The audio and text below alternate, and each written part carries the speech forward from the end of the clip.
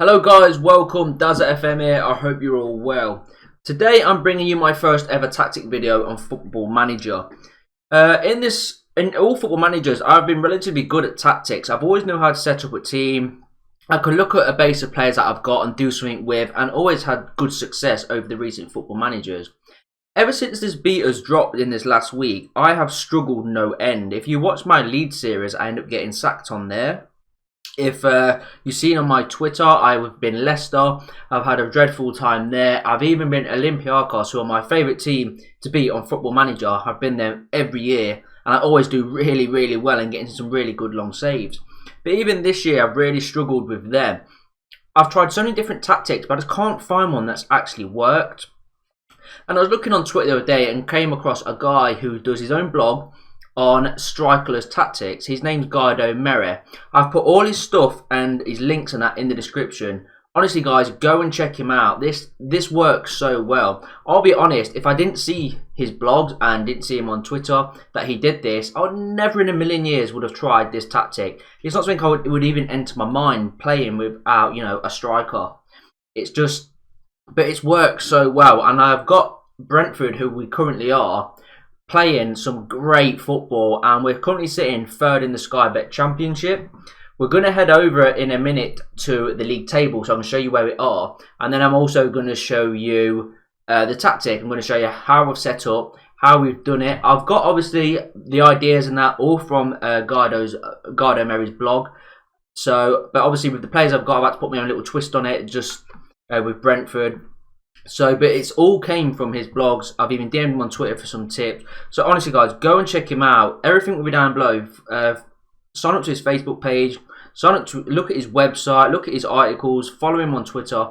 It is a brilliant tactic. And also, one good thing, it stops you spending a hell of a lot of money on strikers. You don't need them.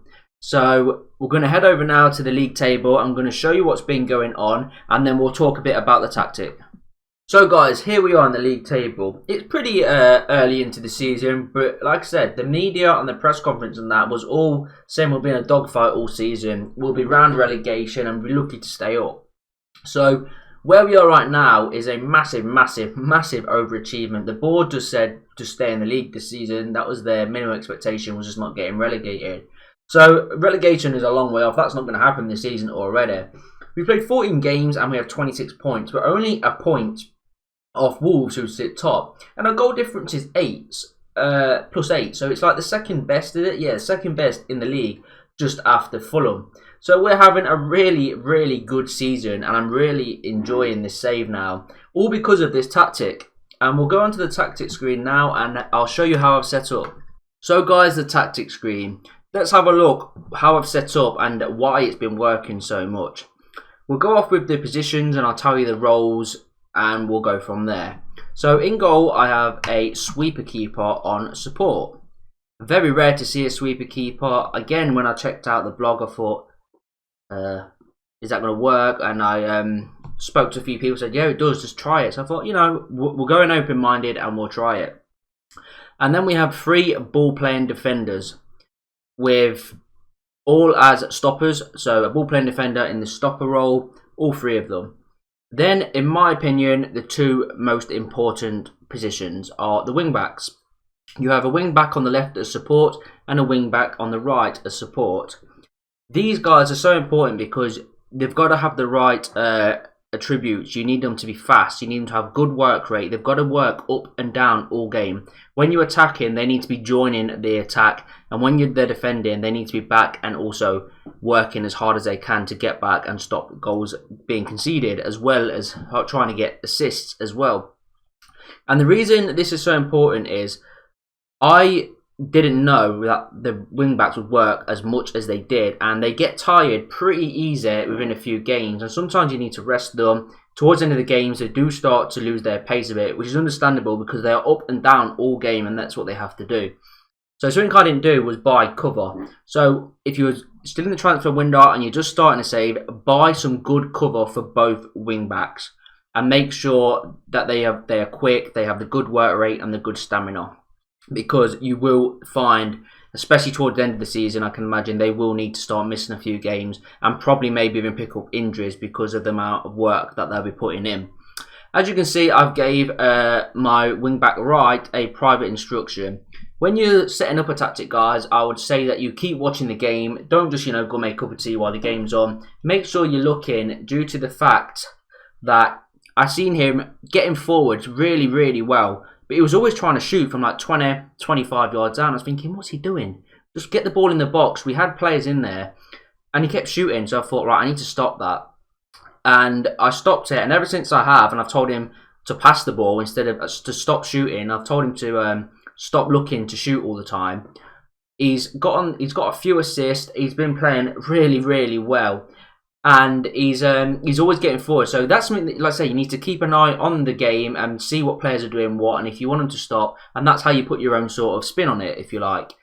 Then we have two central midfielders, an advanced playmaker and a deep lying playmaker. The reason is for this, you want your deep lying playmaker on defend, and he can then, sit back, help out in the defensive things. But also, when he's got the ball, he is looking for your three front men to put them in, and he also looks out wide for the wing backs. And your advanced playmaker is sort of the same, but he'll push on more, and he's trying to get that killer pass to your guys up front to try and get the goals and assist the goals. And then you have two wingers, one on the right, of course, and one on the left, both set to attack with a shadow striker as your middleman. So you have no one up top as a forward. So this works so well because the wingers and the wing backs, even the centre midfielders, they all sort of gel together, and you find them just keeping the ball so well and creating space, and it just works a treat. And they get a lot of assists, your midfields do, and you'll find your three front men all sharing out the goals as well, which is great to see. As you can see, Alan Judge has only just got back, but he has got one goal, I think, in his first couple of games.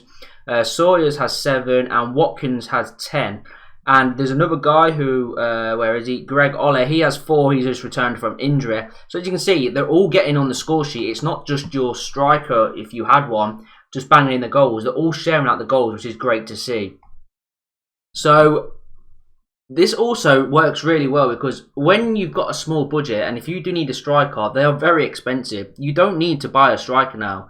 There's only one issue. Your strikers that you already have at the club will obviously start moaning because they're not playing, because you don't need them. You can't play them in the shadow striker role if they don't fit it. But you need a shadow striker that fits the position. So even if you've got the world's best striker, they're not probably going to work in the shadow striker role. So that's something that you do need to look into and plan before going into a new season. So guys, I hope you've enjoyed that. It's my first ever tactic video.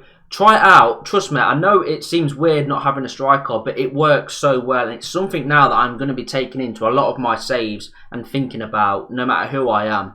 So like I said, I'm going to be going on Twitch, sorry. I need to think about what I'm saying here. I'm going to be starting streaming on Twitch, and we're going to carry on this Brentford save with this tactic live on Twitch a couple of times a week. So please go and give it a follow. It will be in the description. And let's just see how we do. See if we can make a new tactic together, and see if we can make some more of these shadow strikerless tactics. Again, go and follow the blogger Guido Mere. This was, like I say, all of his idea. I've just put my own twist on it with the players I've got. I'd never have thought of this. The guy is a genius, to be fair. All his info will be in the description. Go and check him out, please. And I'll see you all in the next video.